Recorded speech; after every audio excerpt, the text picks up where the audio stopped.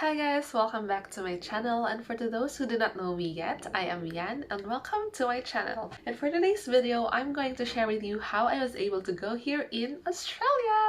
Just a quick disclaimer, I am no migration agent nor an education agent, so basically the information that I'm going to give you is solely based on my personal experience.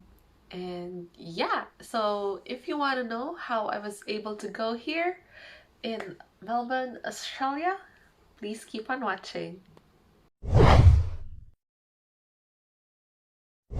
So, quick backstory lang. Back in 2019, I tried applying for a holiday visa to New Zealand, and unfortunately, I wasn't able to get one.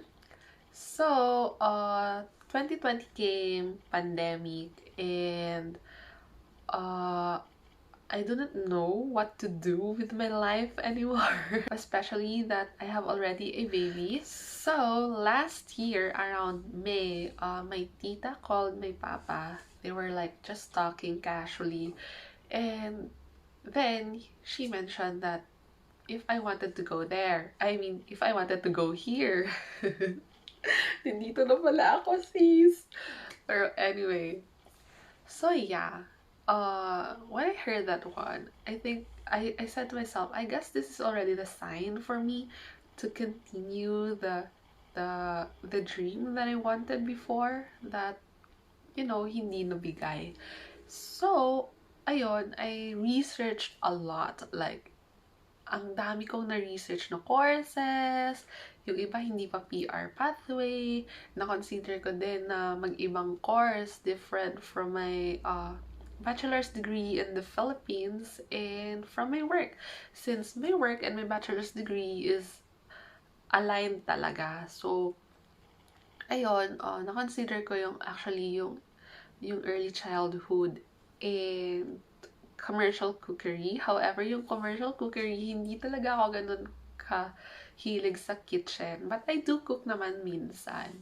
So, yeah. After that, a thorough research that I did, I tried messaging my friend because he was an agent before the pandemic.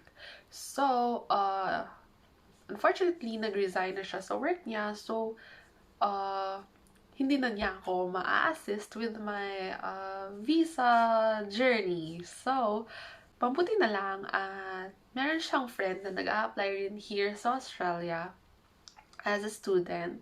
And nirecommend niya yung agent ng friend niya sa akin. So, that's the time that I messaged the agent. That was around June 14 last year. Nag-message ako sa agent. Nag-reply din naman siya agad. Then, by that afternoon, tumawag siya sa akin to assess my background and stuff. Inalam kung ano yung course ko before, anong trabaho ko, for them to give me a suitable course para dito sa Australia. So, don't worry, yung consultation is free and marami talagang inputs na nabibigay yung agent actually. Kasi yung iniisip ko that time was accountancy, since that is my first choice. Ay, hindi naman siya choice. That was my first course in college, by the way, back in the Philippines. So, yeah.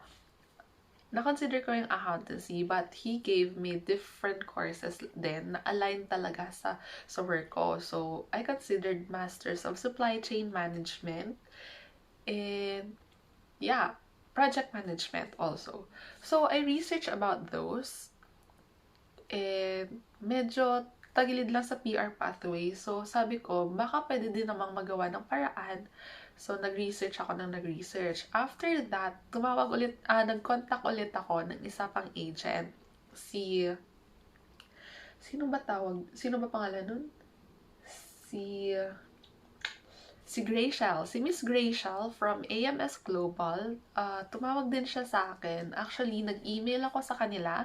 Then, the day after, nag-schedule siya ng consultation and I asked about the Master of Supply Chain and okay din naman daw yon. So, nag-give din ng suggestions ng school. Then, after that, nagpili na ako ng school na kung saan ako mag-school talaga. Nagbigay din yung isang agent, then itong isang agent din. After that, maraming nangyari na parang wala talagang chance na mag-open yung borders here in Australia kasi nga kasagsagan ng COVID yun. So, what I did was, nag-stop muna ako kumausap ng agent. So, yung ginawa ko, nag-research talaga ako ulit ng nag-research kung anong pwedeng kunin and all. And, ayun, nabagsak din ako ulit sa Masters of Professional Accounting. During that time, nakapag-decide na ako that I will be choosing the first agent na nakausap ko. Because number one, he is from Bacolod then, or like he's from Negros. So, it will be easier for me to communicate with him using our own dialect. Kasi compared to Miss Gracel, she is from Manila, so medyo mahirap mag-Tagalog. Like, if you really wanted to express yung mga questions and all, so mas better na yung nakakausap ko talaga with our own dialect. So, I opted with Sir Nestor from Expert Education and Visa Services. Actually, Sir Nestor is not an agent talaga. He is the admissions manager of Expert Philippines. So yeah, I'm just grateful enough na siya talaga yung naglakad ng papers ko and grabe yung help niya sa akin. That's why I am here right now. So if you want to have your visa going here, you may message Sir Nestor.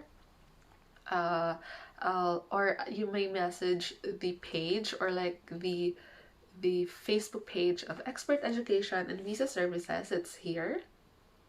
Yes, di ba? Nag-decide na ako ng course ko. So, it's Master of Professional Accounting. So, I look for a school. So, nakapili na ako ng school. Then, after that, as in, nag-fill up na ako ng forms and all. Binigyan na ako ng forms. Pero ano yon, mga around November na yata. Kasi June, di ba, ako kumausap ng Tapos, nag-review ako ng IELTS kasi I really wanted to take up IELTS kasi ang thinking ko, if hindi ako kukuha ng IELTS now, wala akong idea kung anong mangyayari sa IELTS during my PR, if ever, diba? So, kahit mahal, sige go, mag-IELTS tayo. And luckily, nakapasa din naman ako. December 4 yung exam ko sa IELTS. Going back, daming chismis. Going back, nakapag-decide na ako, diba? Nakapag-fill up na ako ng form and all. Tapos, mga discussions with my titas. 3 kasi yung tita ko here sa Australia. And they said, they really wanted me to take up nursing. Hindi ko talaga siya forte. And mahilig ako. I really wanted to be a doctor, actually. To be a surgeon. But, gusto ko lang siya. Pero, hindi siya yung I like the idea of being a doctor, pero hindi ko siya gustong gawin. Gets nyo ba? So yeah. So after that,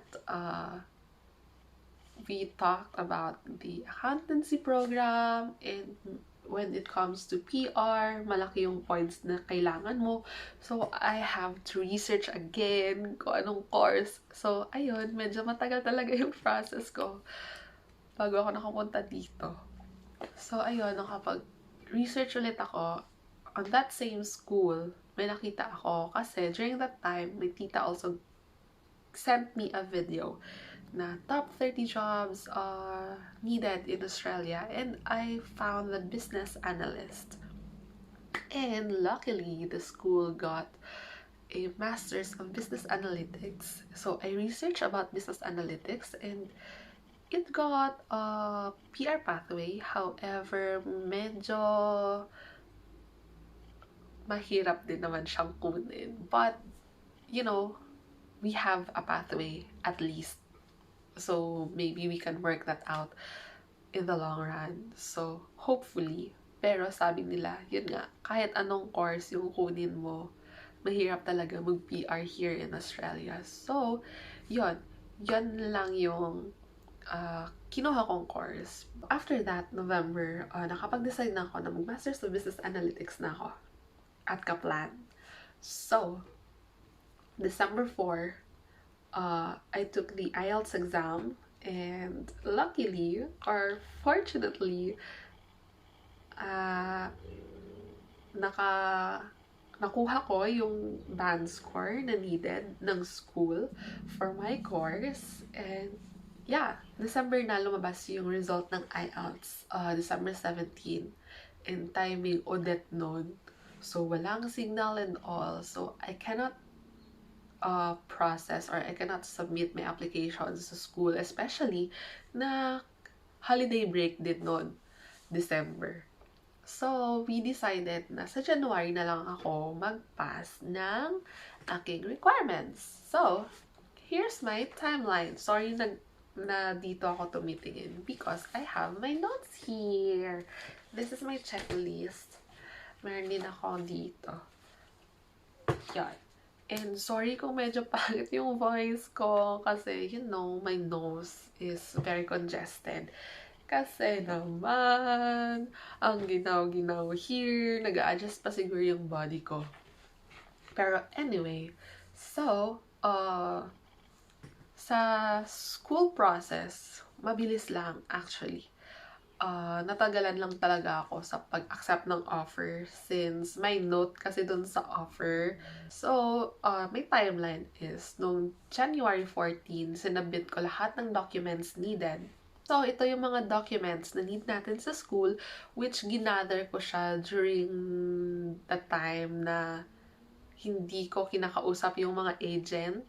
Yung ginawa ko lang noon, nag-research and nag-gather ng documents. These are the needed documents. Number 1 is passport. And syempre, dapat hindi expired.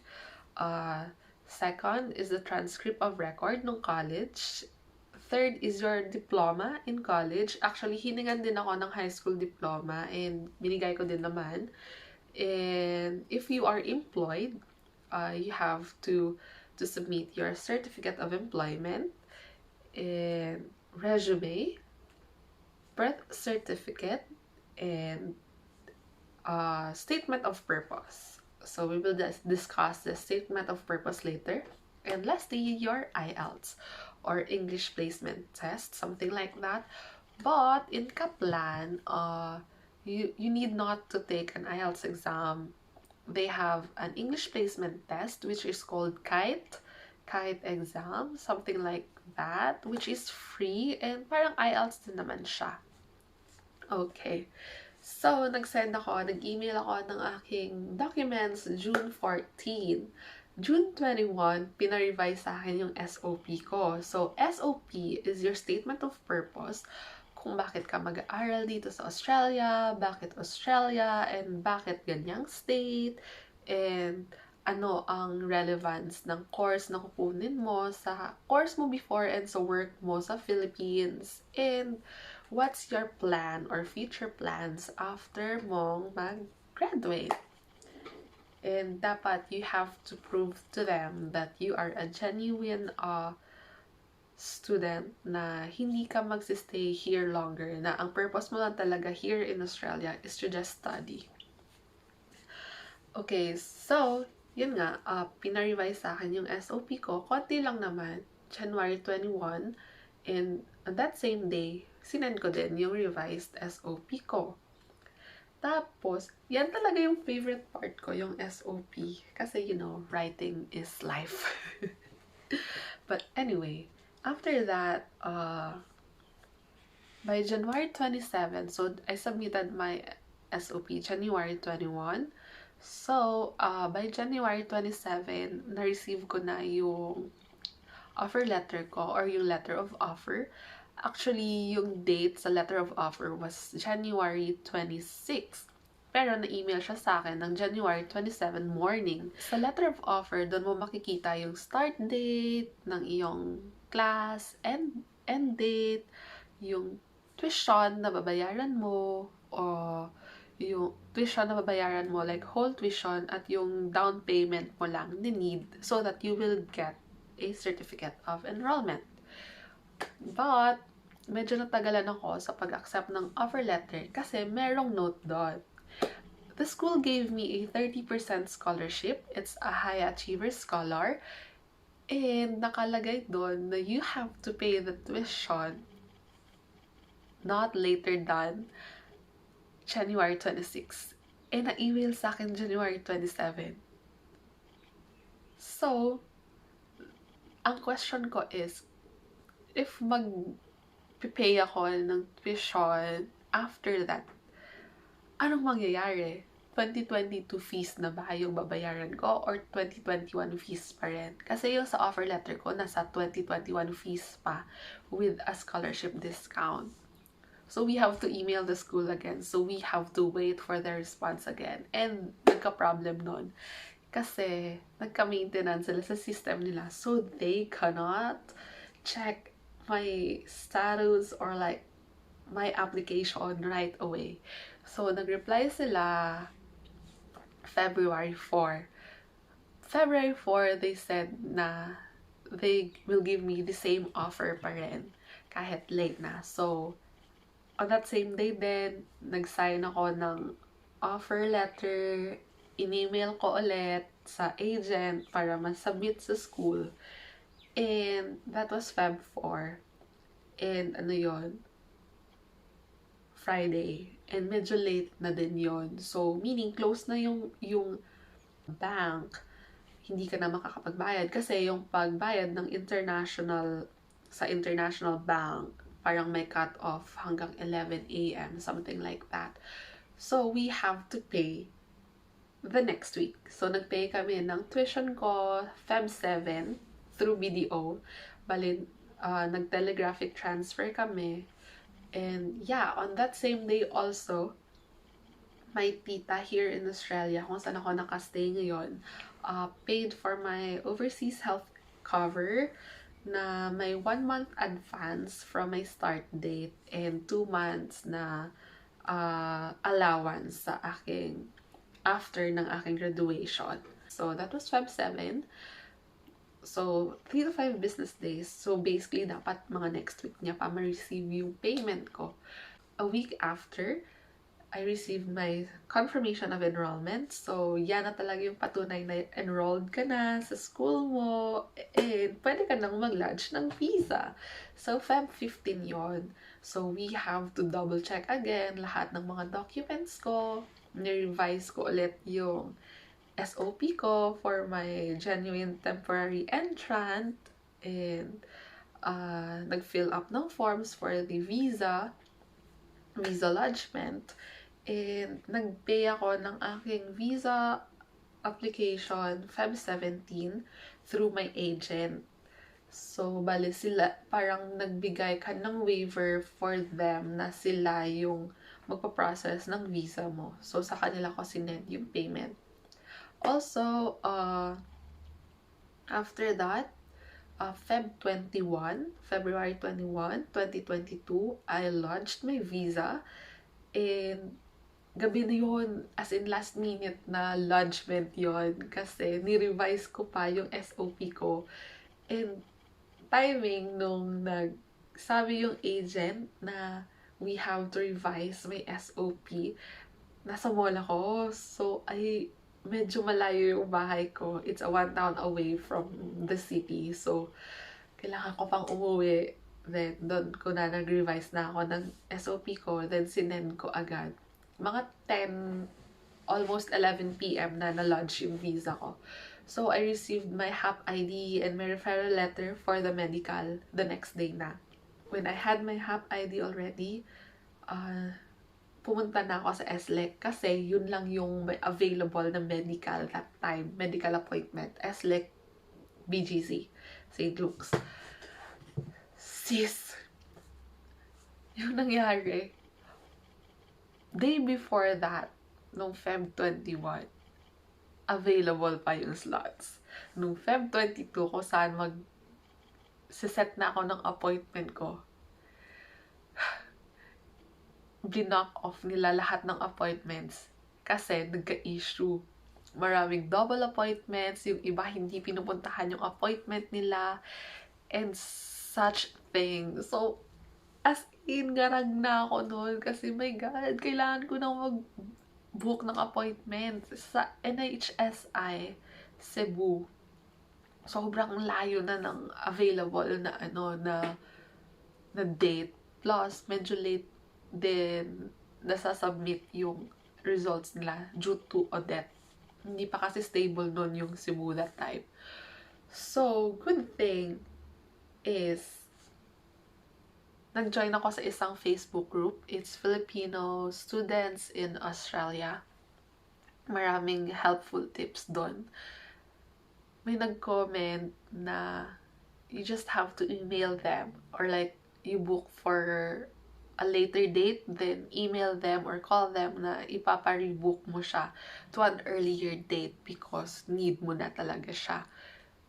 Pero, as a pasaway, yung ginawa ko is hindi ako nag-book ng later date. Yung ginawa ko, nag-direct email talaga ako sa kanila, sa NHSI Makati. So, what I did is, nag-email ako ng details ko and all. I just said that, hello, the appointment dates available in your system is past my intake date already and I need to have an earlier date.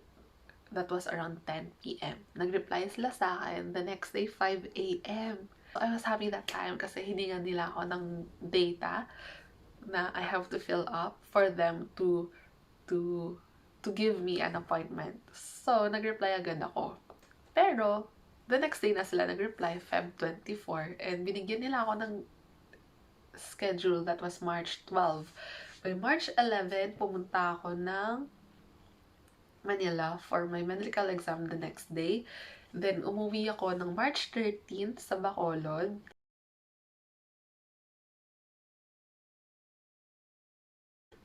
And by March 15, nasubmit yung aking health clearance. And also, on that same day, my visa was granted! Yay! And, yeah, that day din, na-grant yung visa ko. That was March 15. That was one of the best days of my life. Ang happy ko nun, pero umiyak ako. Hindi ko alam. Kasi parang, finally, after how many months of doing research and all, na it came to a point na nag-give up talaga ako kasi wala talagang assurance if the borders in Australia will open. And I guess that's it. That was my journey in applying for a visa going here in Australia. And I hope nagkaroon kayo ng idea kung paano yung process. So, hindi ko na lang sasabihin lahat-lahat kung ano yung, kung magkano lahat yung babayaran. Kasi, depende kasi yun sa course and sa school mo yung tuition. So, ilalagay ko na lang dito yung approximately magkano lahat ng ginastos ko. Excluding the tuition. Hindi ko isasama yung tuition fee. Okay? Also, my intake is still in July 2022 and I am already here in Australia because it says na pwede kang pumunta dito 90 days before your intake date. The most na daw yung 90 days. So, pumunta ako dito mga around 75 days before my intake date. So, yeah.